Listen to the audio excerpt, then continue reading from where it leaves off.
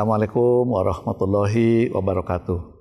Saya Musliar Kasim dan segenap sivitas akademika Universitas Baitur Rahmah dan pengurus Yayasan Pendidikan Baitur Rahmah menyampaikan kepada kita semua selamat menunaikan ibadah puasa pada bulan Ramadan tahun 1445 Hijriah. Mudah-mudahan kita diberi kesehatan, kesempatan dan ketaatan untuk dapat menjalankan semua ibadah, baik ibadah wajib maupun ibadah sunnah yang dicontohkan oleh Rasulullah selama bulan Ramadan. Sehingga setelah bulan Ramadan kita mendapat ketakwaan yang sudah dijanjikan oleh Allah SWT di dalam firman-Nya surah Al-Baqarah 183. Mari kita meriahkan bulan puasa ini, mari kita sambut bulan puasa ini. Mudah-mudahan kita lebih baik dari puasa-puasa yang sudah kita kerjakan beberapa waktu yang lalu. Selamat berpuasa, mohon maaf lahir batin. Assalamualaikum warahmatullahi wabarakatuh. Assalamualaikum warahmatullahi wabarakatuh. Alhamdulillahilladzi nahmadu wa nasta'inu wa nastaghfiruh wa na'udzu billahi min syururi anfusina wa min sayyiati a'malina wa may yahdihillahu fala mudhillalah wa may yudlilhu fala hadiyalah. Asyhadu an la ilaha illallah wahdahu la syarikalah wa asyhadu anna Muhammadan abduhu wa rasuluh la nabiyya ba'da. Allahumma fasalli wa sallim ala hadan nabiyil karim Sayyidina Muhammadin Nabi sallallahu alaihi wasallam wa ala alihi wa sahbihi ajmain. A'udzu billahi minasyaitonir rajim. Bismillahirrahmanirrahim. Ya ayyuhalladzina amanu inna min azwajikum wa auladikum aduwwul lakum fa'dharuhum wa in taghfiru wa tasfahu wastaghfiru fa innallaha ghafurur rahim. Wa qala Allahu ta'ala aidan a'udzu billahi minasyaitonir rajim. Bismillahirrahmanirrahim. Ya ayyuhalladzina amanu udkhulu fis-silmi kafah wa la tattabi'u khutuwatis syaitan innahu lakum aduwwum mubin. Shadaqallahul azim. Sidang jamaah shaimin dan shaimat yang berbahagia, puji syukur kita ucapkan kepada Allah yang Maha Kuasa. Dia telah mengizinkan kita untuk beribadah, untuk berusaha siang dan malam. Mudah-mudahan untuk ibadah kita di hari ini diterima hendaknya oleh Allah dengan imbalan pahala yang sangat besar. Amin ya rabbal alamin. Salawat dan salam kita hadiahkan kepada Nabi besar kita Muhammad sallallahu alaihi wasallam. Allahumma salli ala sayyidina Muhammad wa ala ali sayyidina Muhammad.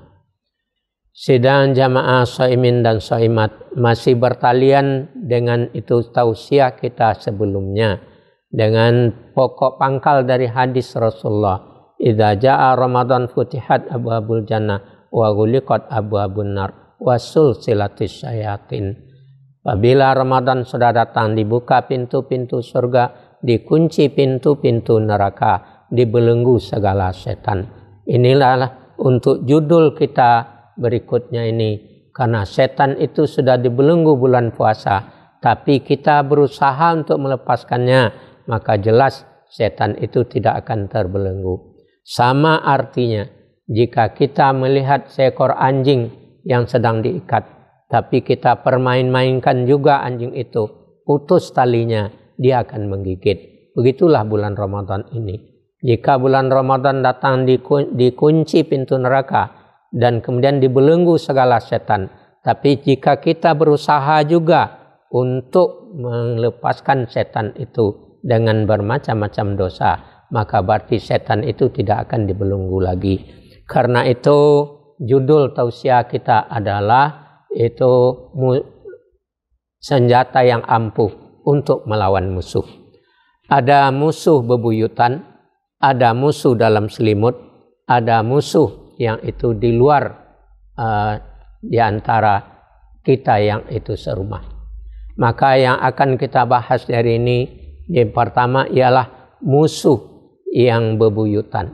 Inilah firman Allah yang kita bacakan tadi, itu bahwa kita diperintah, hai orang-orang beriman, masuklah ke dalam Islam yang sempurna. Tapi ujung perintah itu, wala tatabi'u khutuwati setan. Jangan kamu ikuti langkah-langkah setan. Itu. Kenapa? Innahu lakum adu mubin. Setan itu adalah musuhmu yang nyata. Kalau begitu sebagai musuh harus ada persiapan kita bagaimana melawan musuh itu. Dengan arti walaupun setan itu dibelenggu bulan puasa, maka kita melawan setan itu jangan sampai kita melepaskan belenggunya. Apa alat senjata yang ampuh untuk melawan musuh bebuyutan ini? Karena itu musuh bebuyutan dari sorga sampai nanti akhir hari kiamat adanya keturunan Adam akan digoda oleh setan. Itu berarti musuh bebuyutan kita. Senjata yang ampuh yang pertama adalah di dalam riwayat Muslim dari Abi Hurairah. Sabda Rasulullah, "Idza qara'a ibnu Adam," apabila anak Adam membaca As-Sajadah, surat Alif Lam Mim Tanzil, surat As-Sajadah. Kemudian fasajada, dia sujud pada ayat 15. Wahum la yastakbirun, dia sujud. Maka yang tazalas setan yabki, maka tersungkurlah setan itu sambil menangis dia berkata, ya wailah, celakalah aku kiranya. Umira ibnu Adam, diperintah itu anak Adam bisujud, fasajada, dia sujud, falahul jannah, baginya adalah surga. Wa umirtu bisujud fa asaitu, aku diperintah untuk sujud tapi aku durhaka, falin nari, bagiku adalah neraka. Ini pengakuan dari itu setan yang musuh kita itu sendiri. Jadi apabila kita membaca surat Sajadah sampai pada ayat 15, wahum la yastakbirun, maka setan tersungkur. Di dalam tersungkur faya beki, malah dia menangis. Dengan ucapannya mengakui bahwa anak Adam yang itu disuruh sujud, dia sujud, baginya surga. Tapi bagi aku disuruh sujud, aku durhaka, bagiku adalah neraka. Inilah senjata yang ampuh bagi kita. Malah di dalam itu tafsir Al-Jawahir, riwayat dari itu Abu Hurairah, yang meriwayatkannya adalah Abu Hurairah, yang diambilkan dari itu hadis Rasulullah yang bernama Tabrani dan At-Tirmidzi, dua hadis. Apa kata beliau? Siapa yang mendengar orang yang membaca surat Alif Lam Mim Tanzil, surat Sajadah, kemudian orang baca itu sujud, dia melihat orang baca itu sujud dan dia ikut sujud, padahal dia mendengar. Kata itu Rasulullah, ikut di waktu itu setan menangis. Dengan arti surat Sajadah dibaca atau mendengar orang membaca, atau di hari Jumat dinamakan dengan sujud tilawah. Maka ketika kita sujud tilawah, ketika itulah musuh bebuyutan ini mengakui sambil tersungkur dan menangis. Mudah-mudahan jangan lepas setan yang dibelenggu dengan cara kita mengalahkannya dengan senjata yang ampuh. Itu satu. Yang kedua diriwayatkan Abu Ya'la dari Abu Bakar As-Siddiq. Kata Rasulullah, ialah alaikum bila ilaha illallah, ialah kewajiban kamu membaca kalimat la ilaha illallah wal istighfar, dan itu istighfar. Fa aksaru minhuma, perbanyak kalimat la ilaha illallah, perbanyak kalimat istighfar kepada Allah. Apa sebab? Fa innal iblisa qala, ketika kita membaca istighfar, membaca la ilaha illallah dengan banyak, iblis berkata, innama halaktan nasa bizunubi, bahwa aku akan binasakan manusia anak Adam itu dengan bermacam-macam dosa. Wa ahlakuni bila ilaha illallah wa istighfar, dan aku juga akan binasa oleh kalimat-kalimat la ilaha illallah dan istighfar. Itu pengakuan daripada iblis. Karena itu siapa di antara kita yang itu ingin melawan iblis atau setan sebagai musuh kita, sebagai musuh bebuyutan, maka perbanyaklah baca kalimat la ilaha illallah, membaca istighfar kita kepada Allah. Falamma ra'aitu zalika alaqtuhum bil hawa. Kalau ketika itu aku akan melihat mereka akan tersungkur dengan hawa nafsu, karena aku timbulkan hawa nafsu kepada anak Adam itu, yang dia kira baik dikiranya itu buruk, buruk dikiranya baik. Tapi aku akan celaka, kata itu setan, apabila mereka memperbanyak kalimat la ilaha illallah dan istighfar. Itu senjata yang kedua. Kemudian senjata yang ketiga, dalam itu pengakuan dari itu iblis juga, yaitu kata Rasulullah dalam sabdanya, inna syaitana, sesungguhnya setan itu wadaha khatamahu, dia akan menempelkan itu munculnya ala qalbi ibnu Adam, di atas hati anak Adam. Fa idzakarallahu, apabila dia zikir kepada Allah, kemudian itu lepaslah di saat ditempelkan oleh iblis bibirnya, munculnya di atas hati anak Adam. Terlepaslah itu ketika anak Adam itu adalah membaca zikir kepada Allah. Karena itulah perintah Allah dalam surat itu 33, ya ayyuhalladzina amanu, hai orang-orang yang beriman, zikirlah kepada Allah dzikron katsira, sebanyak-banyaknya. Maka di antara senjata yang bisa melumpuhkan musuh kita setan ialah memperbanyak zikir la ilaha illallah dengan astaghfirullahalazim. Sidang jamaah shaimin dan shaimat yang berbahagia, senjata kita yang ketiga untuk melawan iblis, melawan setan yang dibelenggu selama bulan Ramadan, ini adalah di dalam Al-Quran disebutkan oleh Allah surat Al-Hijr ayat 39 sampai ayat 42. Dengan iblis mengakui, jika engkau anggap aku Tuhan, aku adalah salah. Aku akan datang menggoda manusia, anak Adam itu dari muka belakang kiri kanan. Dan jika aku sudah dianggap salah, hai Tuhan, maka kata iblis, yaitu aku akan menggoda mereka.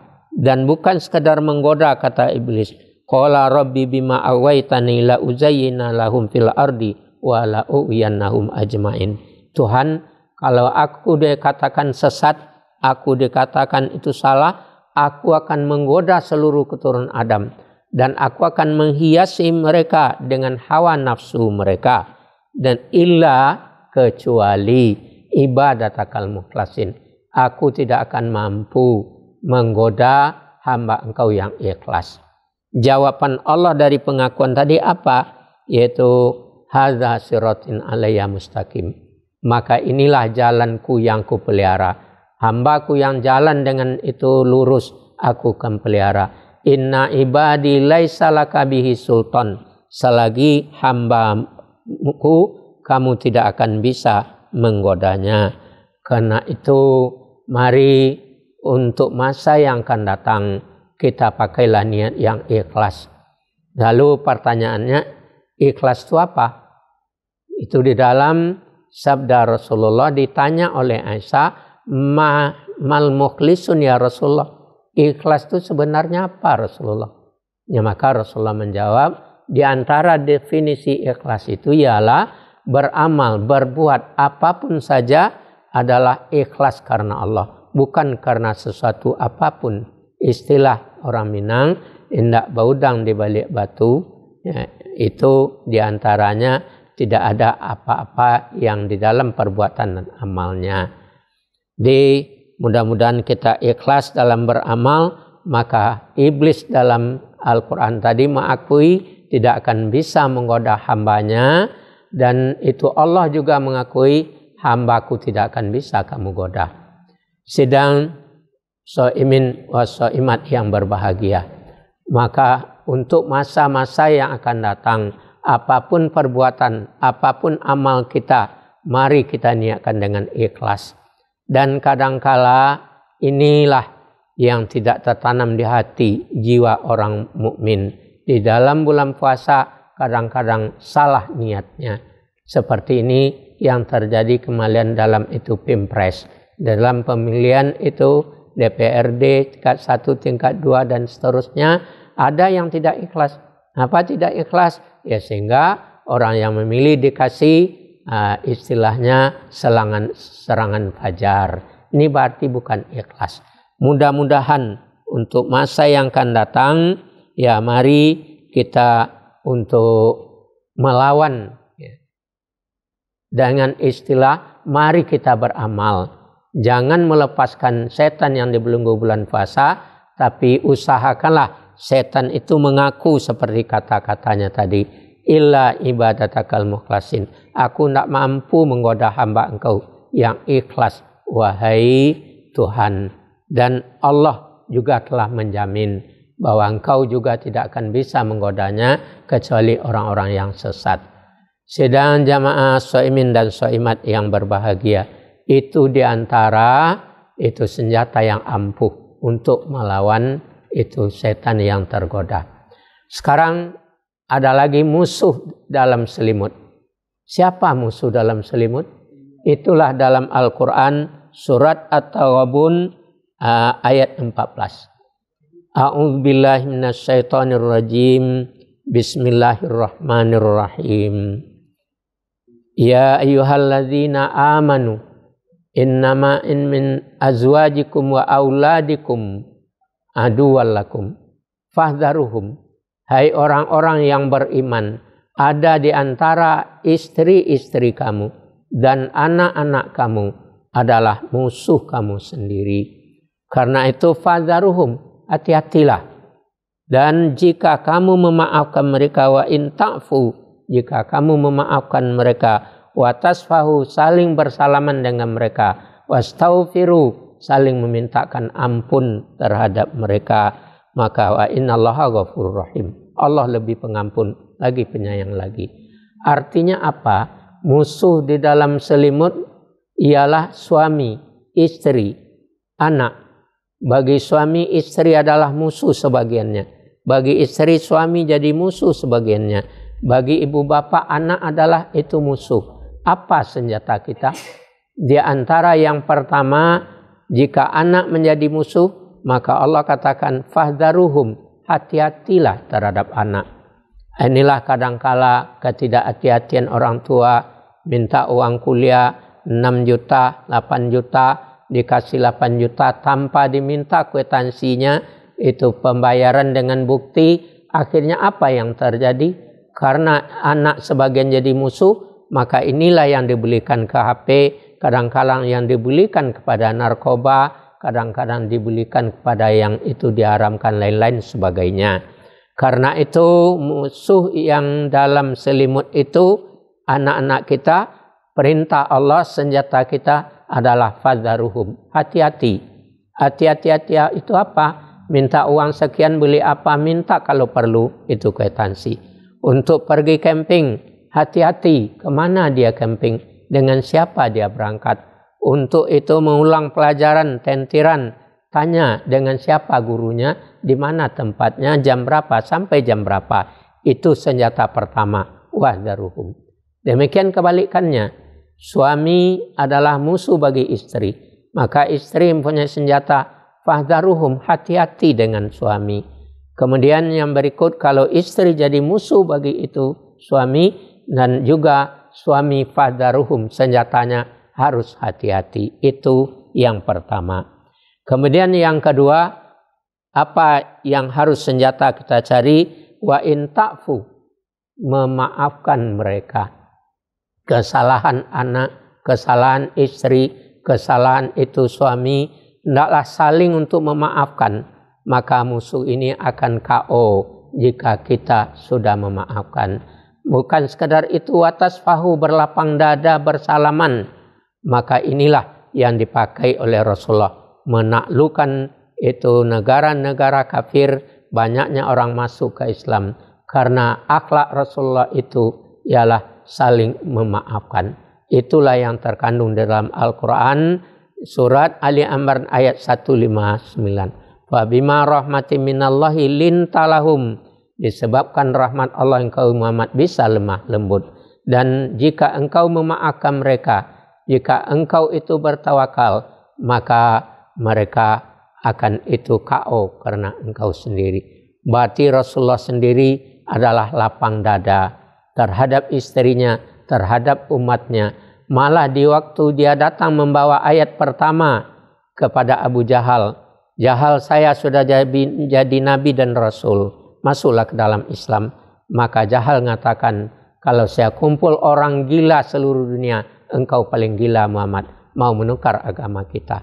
Datang lagi ayat kedua turun ke Rasulullah, dia datang lagi ke Abu Jahal, berimanlah Jahal. Dengan ucapan Jahal, engkau kalau dikatakan orang yang paling bodoh, engkaulah yang paling bodoh Muhammad, mau menukar agama kita. Akhirnya datang surat ketiga turun ke Rasulullah, datang lagi itu Abu Jahal. Dikatakan Rasulullah, berimanlah kepada Allah, berimanlah kepadaku, aku sebagai Nabi dan Rasul yang terakhir. Ada mukjizat? Kata itu Abu Jahal, ada, silakan datang ke rumah Warqah bin Naufal. Di saat beliau datang ke rumah Warqah bin Naufal, lampu dimatikan Rasulullah. Jahal berkata, takut engkau Muhammad? Kenapa saya takut? Ya, kau matikan lampu. Tidak. Rasulullah mengangkat tangannya, telunjuknya, sehingga terang, lebih terang daripada lampu pertama. Inilah yang dikatakan Abu Jahal, berarti engkau lebih hebat dari tukang sihir. Rasulullah jawab, alhamdulillah, itu mukjizat diberikan Allah. Demikianlah untuk tausiah kita pada hari ini. Semoga kita melawan musuh yang nyata, musuh dalam selimut. Akhir kata, segala kekurangan, kejanggalan kami mohon dimaafkan.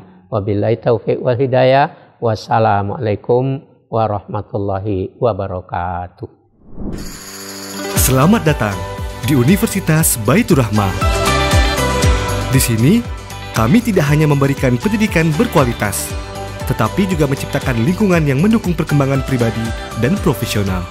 Dengan fakultas yang berpengalaman dan berkomitmen, kami menyediakan pendekatan pembelajaran inovatif yang mempersiapkan Anda untuk menghadapi tantangan global. Bergabunglah bersama kami di Universitas Baitur Rahmah dan bersama kita membentuk masa depan yang lebih baik. Ramadan telah tiba. Semoga membawa berkah bagi kita bersama. Kami, keluarga besar Yayasan dan Universitas Baitur Rahmah, mengucapkan selamat menunaikan ibadah puasa 1445 Hijriah. Marhaban ya